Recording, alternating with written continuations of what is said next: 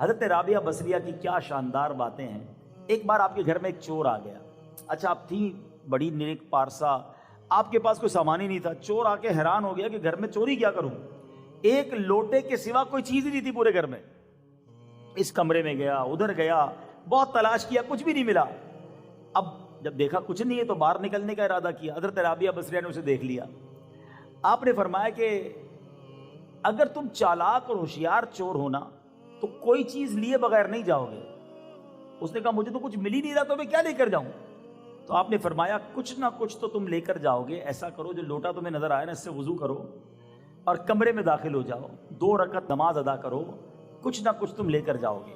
اب چور نے کہا کچھ تو مل نہیں رہا, چلو جو یہ کہتی ہیں وہی کر لیتا ہوں. لوٹا اٹھایا, وضو کیا, کمرے میں گیا اور نماز کے لیے کھڑا ہو گیا. یہ نماز کے لیے کھڑا ہوا, بی بی رابعہ بصریہ نے اللہ کی بارگاہ میں ہاتھ اٹھا لیے.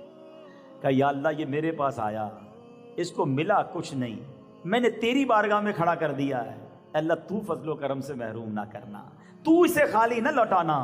جب وہ نماز سے فارغ ہوا تو اس کو اتنا مزہ آیا, عبادت کی ایسی لذت مل گئی, وہ رات کے آخری حصے تک نماز ہی پڑھتا رہ گیا, نفل پڑھتا رہا, نفل پڑھتا رہا. اب جب صبح کا وقت قریب آیا تو بی بی رابعہ بصریہ اس چور کے پاس گئی کہ کر کیا رہا ہے. تو وہ سجدے کے اندر اپنے آپ کو ہی ڈانٹ رہا ہے, اپنے نفس کو ڈانٹ رہا ہے. یعنی اس مرتبے پر پہنچ گیا کہ اپنا احتساب کرنا شروع کر دیا کہ اے نفس, کہ میرا رب کریم جب تجھ سے پوچھے گا کیا تجھے حیا نہ آئی کہ تو میری نافرمانی کرتا رہا, میری مخلوق سے گناہ چھپاتا رہا, اب گناہوں کی گٹھڑی لے کر میری بارگاہ میں آیا ہے. جب وہ مجھ پر غضب کرے گا اور اپنی بارگاہ رحمت سے دور کر دے گا تو میں کیا جواب دوں گا. آپ نے اس سے جب وہ نماز سے فارغ ہوا تو بی بی رابعہ نے پوچھا بتاؤ رات کیسی گزری.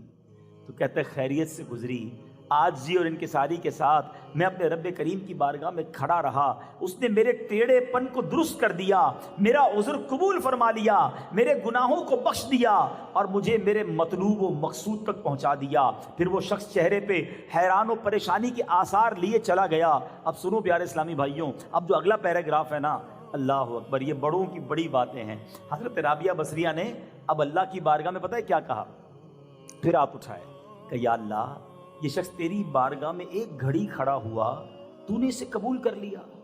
میں تو کب سے تیری بارگاہ میں کھڑی ہوں, کیا تو نے مجھے بھی قبول کیا یا نہیں؟